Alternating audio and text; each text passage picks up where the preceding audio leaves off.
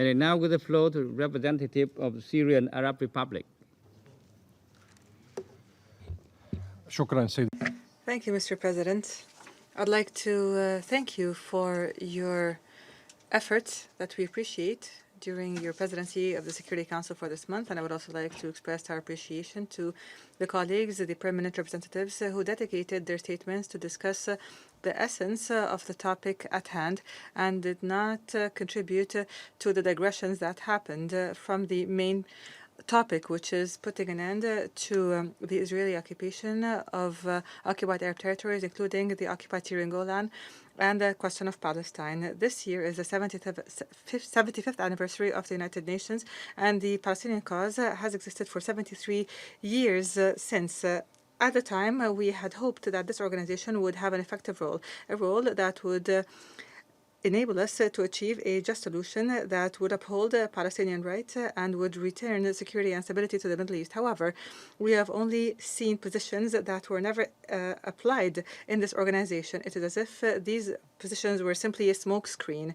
The Palestinian cause and ending the Israeli occupation of occupied Arab territories has seen the largest portion of meetings, resolutions, and statements allocated to it. However, our organization, under the pressure of some permanent member states in this council, our organization remains unable to apply and implement its resolutions and its statements and to achieve the hopes of the founding fathers to uphold the values of justice that is based on respect for international law and the Charter, and to put an end to the aggression and the occupation and the domination that we perceive.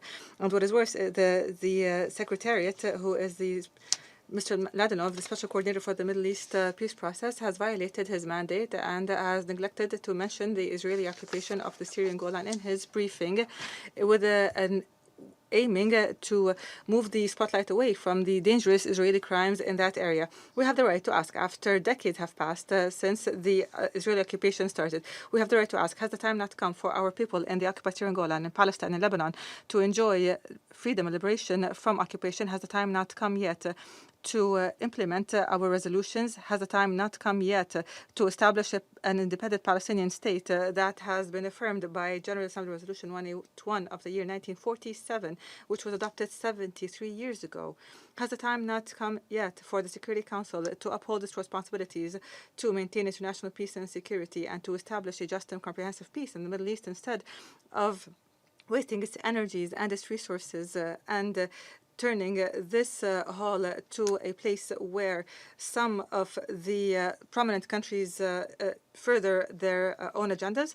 The United Nations' inability to find a just and comprehensive solution to the Palestinian cause has encouraged them to evade their legal international responsibilities and to seek to twist the facts and to entrench occupation. This has been witnessed over the past few months from these unilateral and provocative actions, such as the U.S. administration's consideration of occupied Jerusalem as the capital of Israel, and then its declaration of what it called a recognition of Israeli sovereignty on the Golan, on the occupied Syrian Golan, not to mention its attempt to give legitimacy to settlement activity. The Syrian Arab Republic would like to strongly condemn these resolutions and these decisions, and we believe that no party has the right authority, be it legal or moral or political, to determine the fates of peoples of the world and to determine the fate of the territories that are an inseparable part of the Syrian Arab Republic and of occupied Palestine.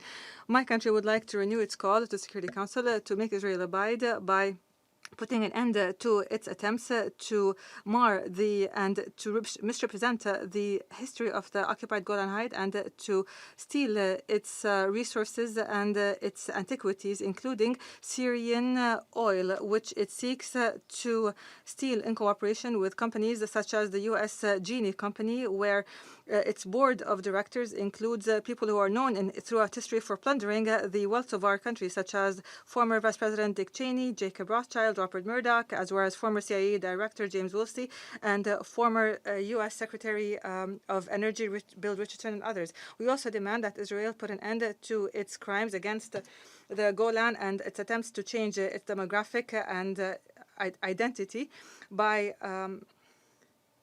establishing I'm sorry, but the speaker is going too fast for the interpreter to interpret.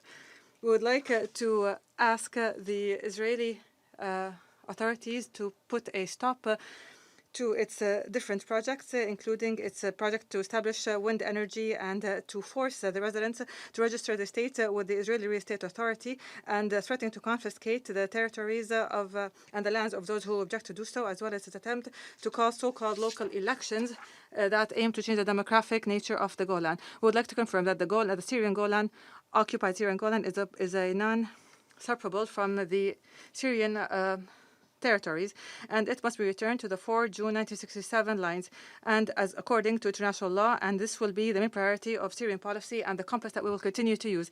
Syria would like to confirm its support for the right of the Palestinian people to determine their own destiny and to establish their independent country on their own national soil, with Jerusalem as its capital, while guaranteeing the right of return to refugees to return home according to Resolution 194 of 1948.